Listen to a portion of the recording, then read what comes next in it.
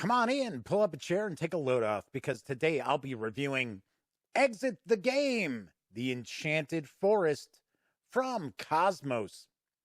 So, should you embark on a riddle-filled trek to escape the Enchanted Forest? Or should you make a graceful exit before even purchasing this game? Well, you're going to find out right after this.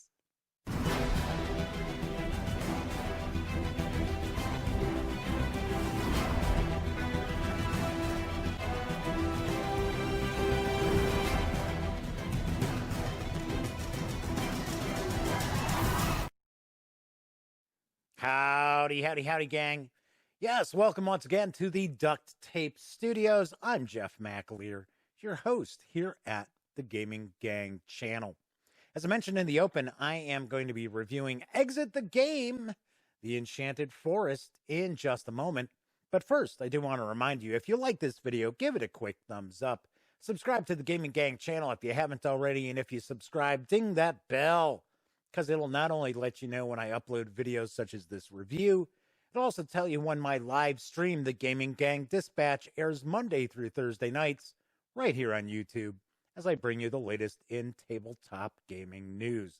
Of course, when you're not watching videos on the Gaming Gang channel, be sure to visit thegaminggang.com for all the latest in gaming news, reviews, and a whole lot more. You know the drill. Get your geek on at thegaminggang.com. So I am going to review Exit the Game, the Enchanted Forest, which is from KOSMOS. It's designed by Inka and Markus Brand, with artwork provided by Martin Hoffman and Michael Menzel. The game is for 1 to 4 players, ages 10 and up. Plays in around an hour or two. Does carry an MSRP of $14.95. Do want to mention that the fine folks over at KOSMOS did provide me with a review copy of the Enchanted Forest, but neither I nor anyone else has received any other sort of compensation for me to share my thoughts and views about this game. It's important for you to know that. All right, let's swing on over to the other camera, because I've got the contents of Exit the Game, the Enchanted Forest, laid out for us here. I'm going to stay spoiler-free, which is a little difficult because this is a mystery game, but I don't want to share a bunch of the riddles that you're going to try to solve, because then what would be the point of picking this game up? So I will kind of explain how the game plays out and show you some of what's going on here, but I will do my best to stay as spoiler-free as possible.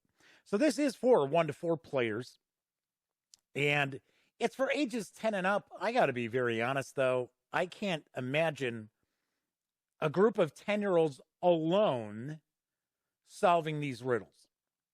Now, granted, you can have your family gather together at the game table and play this, and have even kids younger than 10 take part, because there isn't anything, it's not even PG rated, this adventure, or I should say this mystery, this escape room. But I don't see 10-year-olds thinking outside the box to solve some of these riddles, which is required. So this is ranked on a 2 out of 5 as far as complexity for exit games. So you're going to start off, you got the rule book here, just a few pages. It's going to tell you what's going on in the story. So essentially what's happening is you've decided you are going to go take a walk through the woods, nice relaxing walk. You cross over a bridge, and poof, the bridge disappears. And you turn around and see the big bad wolf. And they start asking you if you've seen Red Riding Hood. And then happen to mention that you need to solve these riddles, otherwise you're going to be trapped in the Enchanted Forest forever. So it's going to break down exactly what's going on in the game. Tells you how you play. It's very easy. Then it also gives you an assessment, which I like how they do this. Now, with the Enchanted Forest, this is a little bit different than some of the other exit games that I have played. I haven't played a ton. I'll be the first to point that out. But the exit games I've played previously is each of the players kind of has a little character, and they might actually start off with an item that's helpful or useful. That's not the case in this game, which is fine. I mean, the game has a $14.95 MSRP, so this is one of the smaller, lighter weight exit titles that are out there. But you're going to have an assessment. It's going to ask, how long did it take you to play? How many help cards that you had to utilize to solve all the riddles? And then you're going to get anywhere from 2 stars to 10 stars. And that's it. And then a little certificate on the back. So I thought it's kind of funny that this is the beginning. You're going to read this text. This is where you find out that the bridge disappears, and then the big bad wolf is there. And then you're going to open this book up here, and it's going to pick right up where this just left off. So then you're going to have your first puzzle. And this is your first puzzle you have to solve. We see here that the Frog Prince has a riddle card A. We've got riddle cards here. So you're going to have these decks of cards. I'm going to get rid of that because it just says, hey, don't look at these until you're playing. So we've got help cards. So these are clues that are available for us. There's also an app you can download. There's a helper app that you can get as well. I got to be honest, I've never used it because the help cards have always been fine. We have answer cards. We have riddle cards, and then we have strange cards. Something I should point out with the exit titles is normally you're going to be cutting things up. You're going to be destroying some articles that are in here, some materials that are in here. A lot of times you have to fold things up a certain way, or you have to cut things out. I don't tend to do that because I like to get my review copies in the hands of someone else to play once I'm done. So what I tend to do is there is a friend of the family who they're gamers. They don't play like heavy games, but they enjoy these sorts of games. So what I tend to do is if I have something that I need to cut out. So for an example, Riddle Card A requires us to cut this disc out. What I go and do is I just go do a scan and print this out. We have cardstock for our printer and just print it out, cut that out. And then every time we need to cut something out, we just try to keep reusing that piece of cardstock as I'll scan here on the screen, then I'll scan there on the screen, then I'll scan there. So that way I don't end up destroying these contents, these articles in here. And that way I can hand it off to somebody else. And if they want it, they can cut it out and everything else. So essentially what happens here is we've got a puzzle, we've got a well. We're trying to figure out, okay, so how are we going to solve this riddle? There is not like a choose your own adventure storyline to this, like we'll sometimes see in exit games. So this one is pretty much solve the riddle, you move on to the next riddle. Solve the riddle, move to the next riddle. So what you'll end up doing is you would cut this out and figure out, okay, what's going on with these arrows? These arrows obviously are going to be pointing to letters. These letters are probably going to spell words out. So what are we looking at here? One aspect of the game that's important is just about every riddle is going to basically bring you to a 3-digit number. So as you can see here, this mystery has the cross. So what you would basically do is you've got the cross here. You're going to look at that, and you're going to line up the numbers you think you've come up with. So let's say, for an example, I came up with 6, 0, let's say 9. So let's say, okay, so look at answer card 23. I'll look at that answer card and in this case, it would tell me it's wrong, that I don't have the answer to the riddle. So it'd be back to square one. So I do want to point out that the various different riddles, you do have to think outside the box on some of these. They are not readily apparent. Oh, like, oh, obviously enough, we're supposed to do this. Even this one here where you're like, okay, so here's a disc, cut it out. And it was like, oh, okay, well, this is obviously going to go in the middle here, right? Okay, so where are we lining these things up? So you got to look for the colors. That's one of the aspects there that's kind of important to look at. So this gave us a clue down here. This is the order that we would be looking at these. So it's kind of cool. I definitely like the different riddles, the different puzzles. And like I said, they're not super obvious. They're not real tough. I'll point out we really didn't have to go use too many of the help cards for a change. I played one of the more difficult. I think it was a 3. Not like it was crazy difficult on the live stream for a couple of nights, and I had chat helping me as well, and it was a good brain teaser. I'll tell you, we enjoyed it. Chat enjoyed following along as well. So, kind of give me an example. So, if we came up with like answer 1, if I flip that over, it's going to say, "Did someone put a spell on you, or are you just confused?" Unfortunately, this code is wrong. That says when you're done, place this card right back into the stack of cards.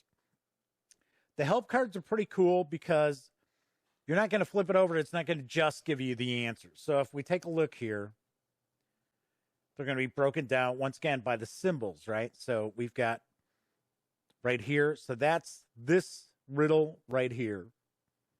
So we've got first clue, second clue, and if you still can't figure it out, the solution is right there. And you're going to get that for all of the riddles within. Pretty cool. Stop. Oh, that's the bottom of the deck. Now turn the entire deck over. The strange cards you're going to earn as you go along. And I'll just give you an example. They're like little critters that you're going to cut out. So as you're moving through the Enchanted Forest, you're going to encounter these little talking animals and things like that, and they're going to kind of be added to your menagerie. I thought that was kind of fun. But of course, as you can see, I did not cut these out because, once again, I didn't necessarily need to have standees, and I wanted to be able to give this game to someone else to enjoy as well. So we've got some other stuff. We had a little, I want to say cardstock, almost like a punch board. So we punched out some of these items here as well. We have this plastic leaf, which is also part of the equation as well. So you're going to go through, you're going to solve all the different riddles. Just quickly, this isn't going to give anything away here. So this is another clue where you would need to fold this up to figure out what the answer is. Once again, this is something we just scanned.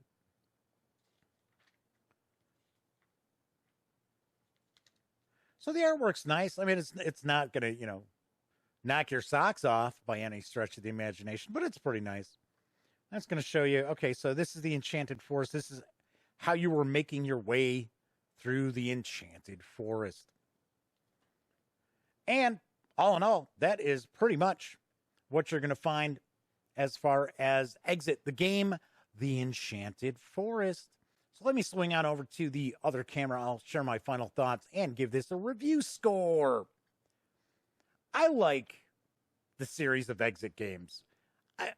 I got to admit, I'm probably not the brightest bulb on the string sometimes, so I don't have an easy time figuring them out. That's why I try to play them with the rest of the gang, although you can easily enough play the Exit games completely solo. That is obviously an option for you as well. They do play very nicely solitaire, so that's something as well. Component quality is fine. I mean, you have to remember that these are really designed to be just a one and done, play it once and that's it. So it's not as if, we have really thick card stock or anything like that. But it's not terrible. One thing to mention as well is all this stuff is recyclable too. So, I mean, granted, another reason why I try not to cut things apart so I can give it to somebody else to play is, because it's carbon footprint, right? Why play something one time and then toss it? And a lot of times, if you cut things apart or fold things up, then you've already kind of ruined it for the next person or group of people who are going to play.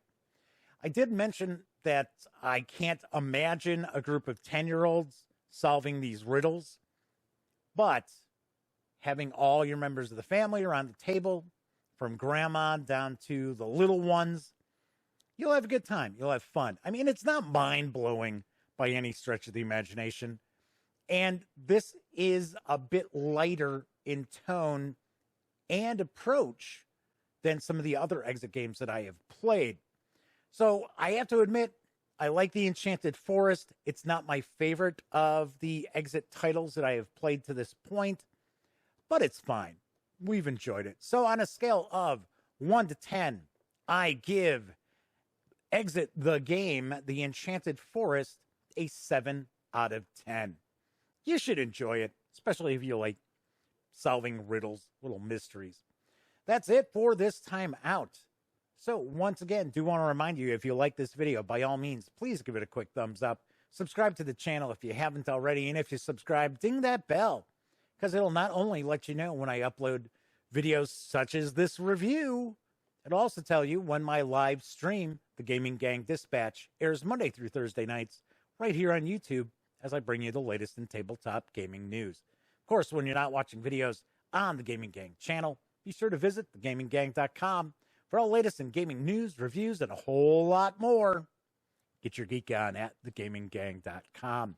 And finally, as I wrap up all of my videos during this never-ending pandemic, I certainly hope all of you out there are being smart and staying safe.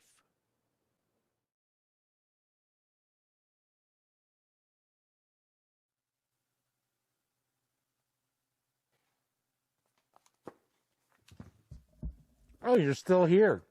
Well, if that's the case, if you'd like to subscribe to the Gaming Gang channel, by all means, click right here.